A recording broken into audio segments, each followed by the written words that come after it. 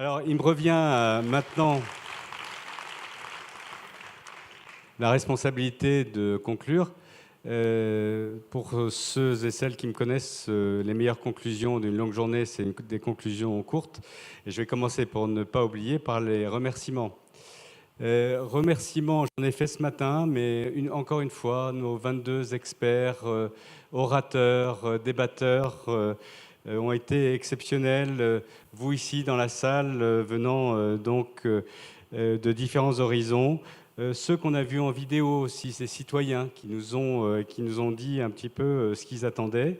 J'ai des remerciements spéciaux, dédicaces spéciales pour Louise et Jean-Rémy. Merci. Ils ont été super tous les deux. Bravo. Je n'ai pas encore fini ma liste de remerciements. Éric Debranche et l'équipe de la communication. Hier soir, je suis passé faire un filage avec eux. Je ne sais pas s'ils sont rentrés se coucher, mais enfin, je les ai quittés hier soir tard et ce matin, quand je suis arrivé tôt, ils étaient là.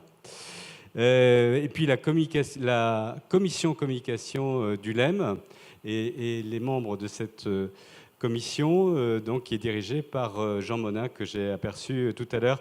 Merci à tous.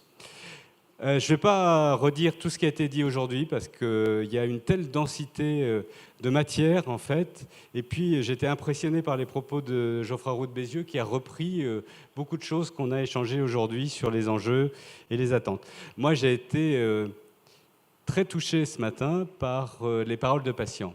Alors, on a une opération qui s'appelle d'ailleurs Paroles de patients, qui est magnifique. En particulier, ce que Marine nous a dit, les mots qui font mal. Je vous recommande de lire son livre, qui est exceptionnel. Ça donne la pêche. Quand on n'a pas la pêche, ça donne la pêche. Et puis Magali Léo également.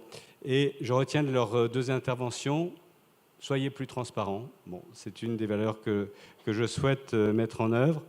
Et puis, développons ensemble l'évaluation des produits de santé en conditions réelles d'utilisation. En anglais, les Patient Reported Outcomes. Ça reste à faire, c'est faisable, c'est fait dans certains pays, c'est disponible. Il y a encore beaucoup d'hésitations et il y a peut-être des barrières à faire sauter. Sur toute la partie exceptionnelle qui a suivi sur l'innovation, moi j'ai eu l'impression que les bases technologiques de la médecine ou de la santé de 2030, elles sont déjà là. Quand on voit ce que Gilles Vassal nous a montré, ou ce que Karine nous a montré, j'ai enfin compris, parce que ça ne s'apprenait pas pendant mes études de médecine, ce que c'était que les ciseaux moléculaires et le CRISPR-Cas.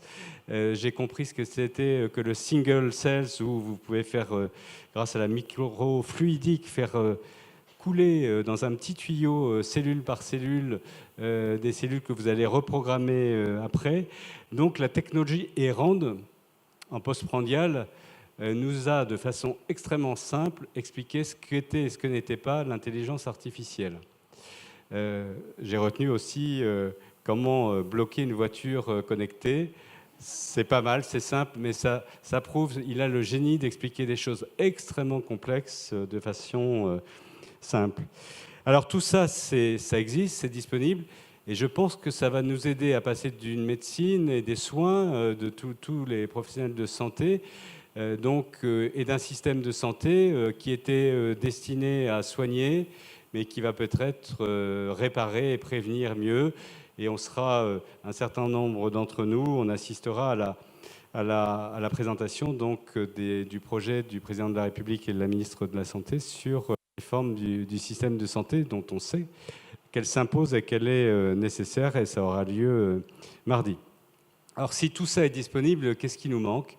Il nous manque quand même la possibilité de dépasser un certain nombre de choses, les schémas organisationnels qui datent, qui sont figés actuellement. Il faut faire plus d'expérimentation, c'est possible, la loi l'autorise, il faut oser, il faut tester, il faut casser un peu les cadres réglementaires rigides et législatifs qui ne sont plus adaptés aux innovations d'aujourd'hui et pas du tout adaptés aux innovations de demain.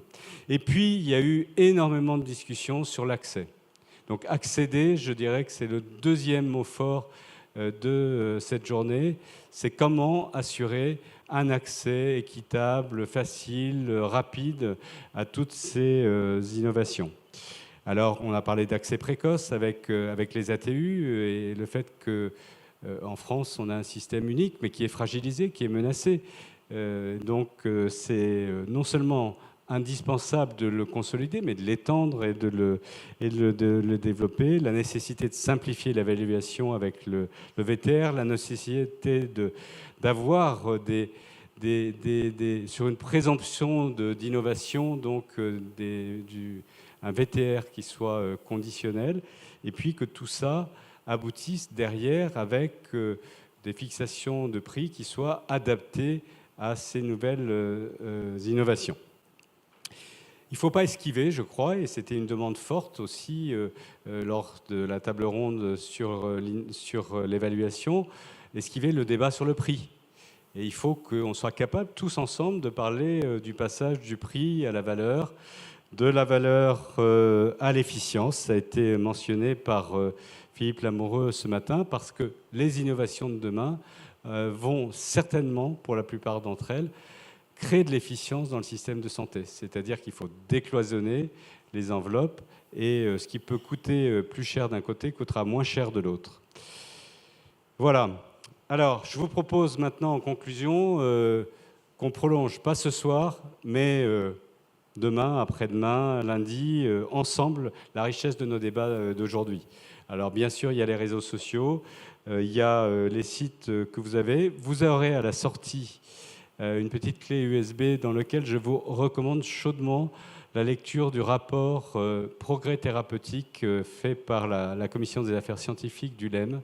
C'est un document extraordinaire qui a demandé beaucoup de travail. Il vous est remis sous forme digitale, mais il sera également disponible sous forme papier prochainement. Et pourquoi c'est important? Parce que le progrès thérapeutique, on en a parlé toute la journée, mais c'est vraiment la raison d'être des entreprises du médicament. On est là pour faire reculer la maladie, progresser les traitements dans l'intérêt des patients. Et puis, dernier point pour prolonger nos débats. En automne, je vous donne rendez-vous, c'est bientôt l'automne, hein, c'est 21 septembre, donc c'est très bientôt, mais ça sera plutôt à la fin de l'automne, avant l'hiver, donc je vais dire. Vous aurez la présentation de la publication d'un gros travail de prospective. J'évoquais ce matin dans l'introduction le travail qu'avait fait donc un certain nombre d'entre vous d'ailleurs, sur Santé 2025. Là, ça sera Santé 2030. Donc tout ce qu'on vient de se dire aujourd'hui, ça sera repris dans un ouvrage donc collaboratif fait par Futurible pour le LEM. Et donc je vous propose qu'on reste connectés tous ensemble et qu'on construise ensemble l'innovation pour la santé de 2030. Merci.